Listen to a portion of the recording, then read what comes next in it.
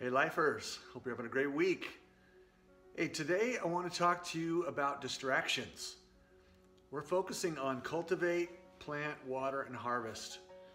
And one of the things I know is that all of us have a desire to reach someone for Jesus. We all do. If you say, would you like to see your friends saved? Would you like to see your family come to Christ? We'd all say yes. If you say, well, would you like the privilege of doing that? Would you like to be involved? And we'd say, of course. We want to be used of God. What keeps us then from that? And I want to say it's less about our will, possibly. Now, I know there are some that just are resistant, but it's more about distractions. The busyness of life, the cares of this world get involved. Jesus even referred to this in the parable of the sower when he got to that portion about the soil that was thorny. He said, the cares of this world, the love of money, trials, they come up and they distract us. You know, each day we've got to be able to maintain focus. And I know there's a lot going on in your life. We've got work to do. We've got families to raise. We have homes to keep up. We have issues that just come up. Car breaks down. Washing machine breaks down. You know, I get it. I got those things too. But those are distractions. Even right now, I would propose to you that what is happening in our nation is important. It is of a critical nature, but it's a distraction. And when I say that, it's important to clarify. There are issues. Of course, we know that there are issues, political issues, cultural issues. With the pandemic, there are issues.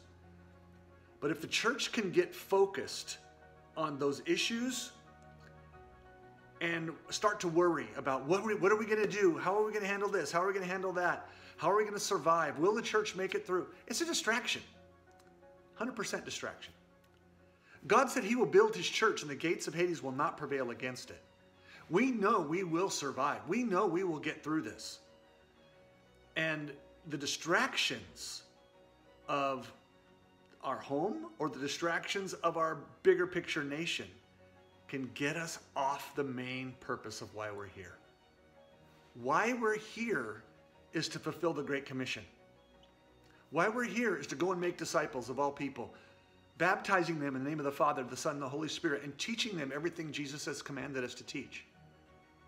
His focus was to seek and to save that which was lost. He didn't get caught up in distractions, although there were plenty. Distractions about, should we pay taxes or not?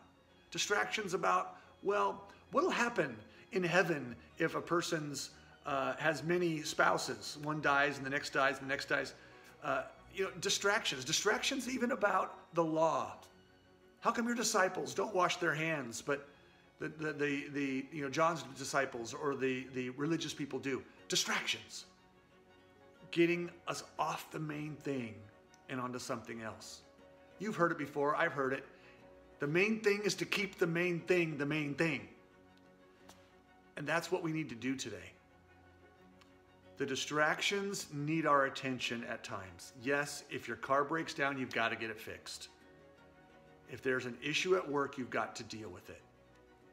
There is a pandemic, we've got to follow steps. There are things in life we do need to pay attention to and give time to. But the main thing is to keep the main thing the main thing. While we're dealing with those things, we can't let it divert our attention to such a degree where now we're not fulfilling the purpose that God has us here for, and the church is not thriving. There are people who need Jesus today.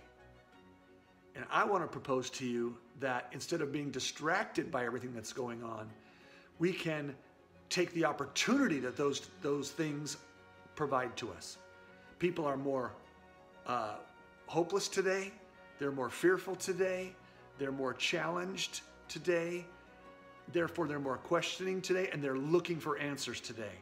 There is no greater entity on the planet than the Church of Jesus Christ to answer those questions, to provide that hope, to provide that clarity. We can be that. We can seize the opportunity. So as we think about cultivate, plant, water, and harvest, let's keep the main thing the main thing.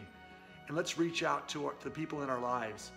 And I think that we're going to see more opportunities available to us because of everything that's going on, and that we can answer or rather fulfill the hope in those people's lives rather than getting distracted. When we're distracted, our eyes turn to us.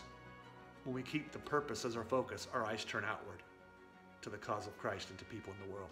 Let's do that, lifers. Let's bring the abundant life that we so love to people who desperately need it during these tough times. Love you. Let's keep focused, and let's keep the main thing the main thing. Look forward to seeing you Sunday. Have a good rest of your week.